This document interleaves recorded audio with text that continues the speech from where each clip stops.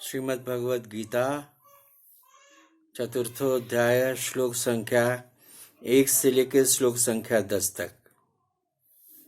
ओम श्री परमात्मने नमः। श्री भगवान वाच इमं विवस्वते योगं प्रोक्तवानहमव्ययम् विवस्वान् मनवे प्राह मनुरीक्षा कवे ब्रवीत् एवं परंपरा प्राप्तमिमं राजर्षयो विदुः सकाले नेह महता योगो नष्टः परन्तप स एवायं मया तेद्य योगः प्रोक्तः पुरातनः भक्तोऽसि मे सखा चेति रहस्यं हेददुत्तमम्। अर्जुनवाच अपरं भवतो जन्म परं जन्म विवस्वतः कथमेतद्विजानीयां त्वमादौ प्रोक्तवानिति। श्रीवानुवाच बहूनि मे व्यतीतानि जन्मानि तव चार्जुन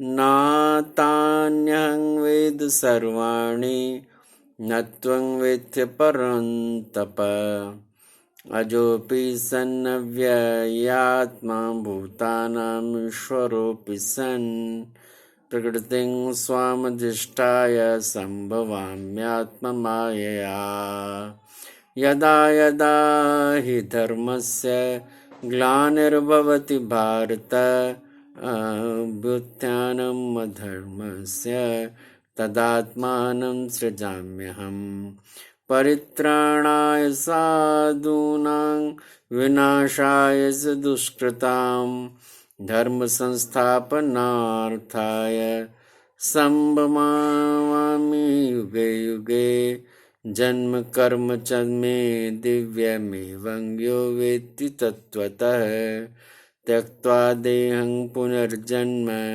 नैति मामेति सोऽर्जुन वीतराग भय क्रोधा मन्मया मामुपाश्रिता बहवो ज्ञान तपसा पूता मध्वावमागता। श्लोक संख्या 1 से 10 चतुर्थोध्याय की जो सरलतम व्याख्या है वो इस प्रकार है कि चौथे अध्याय में भगवान ने कहा, श्री कृष्ण भगवान ने, कि हे अर्जुन, मैंने इस अविनाशी योग को कल्प के आदि में सूर्य के प्रति कहा था और सूर्य ने अपने पुत्र मनु के प्रति कहा और मनु ने अपने पुत्र राजा इक्ष्वाकु के प्रति कहा। इस प्रकार परंपरा से प्राप्त हुए इस योग को राजर्षियों ने जाना, परंतु हे अर्जुन, वह योग बहुत काल से इस पृथ्वीलोक में लोप हो गया था, यानी लुप्त प्राय हो गया था। वही यह पुरातन योग अब मैंने तेरे लिए वर्णन किया है, क्योंकि तू मेरा भक्त और प्रिय सखा है, इसलिए तथा यह योग बहुत उत्तम और रहस्य अर्थात अति मर्म का विषय है।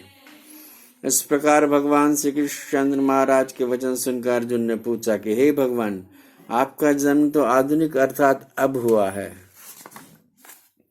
और सूर्य का जन्म तो बहुत पुराना है, इसलिए इस योग को कल्प के आदि में आपने कहा था, मैं कैसे जानूं। इस पर श्री कृष्ण महाराज बोले कि हे अर्जुन, मेरे और तेरे बहुत सारे जन्म हो चुके हैं, परंतु हे परंतप, उन सबको तू नहीं जानता और मैं जानता हूँ। मेरा जन्म प्राकृत मनुष्यों के सदृश नहीं है। मैं अविनाशी स्वरूप अजन्मा होने पर भी तथा सब भूत प्राणियों का ईश्वर होने पर भी अपनी प्रकृति को अधीन करके योग माया से प्रकट होता हूँ।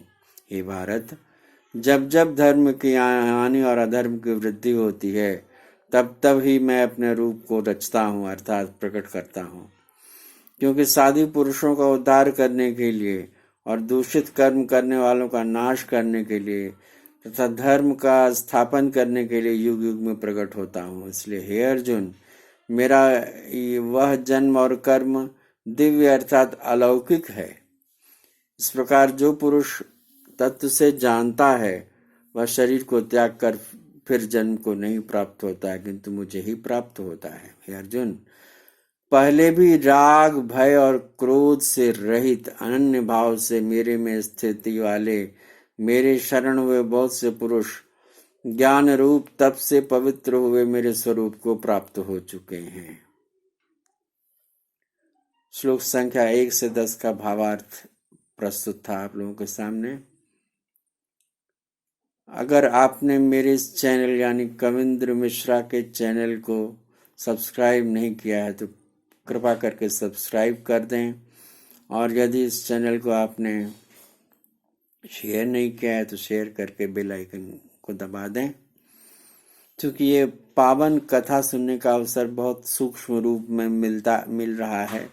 और ये 10 श्लोकों का संक्षिप्त गीता पाठ आप सुनकर गीता पाठ के आनंद का, इस स्वरूप के चिंतन का और आनंद का लाभ ले सकते हैं।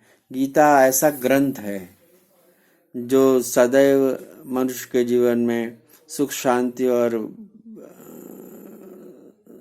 आनंद लाता है और परलोक में उत्तम लोगों की प्राप्ति कराता है। जीवन जीने का सही ढंग गीता ही हमें अपने जीवन में सिखाती है। इसलिए संक्षिप्त गीता पाठ को अवश्य नियमित रूप से सुना करिए और इसका आनंद लीजिए और इसके फल का लाभ प्राप्त करिए। आइए संक्षिप्त भगवत नाम संकीर्तन कर लें।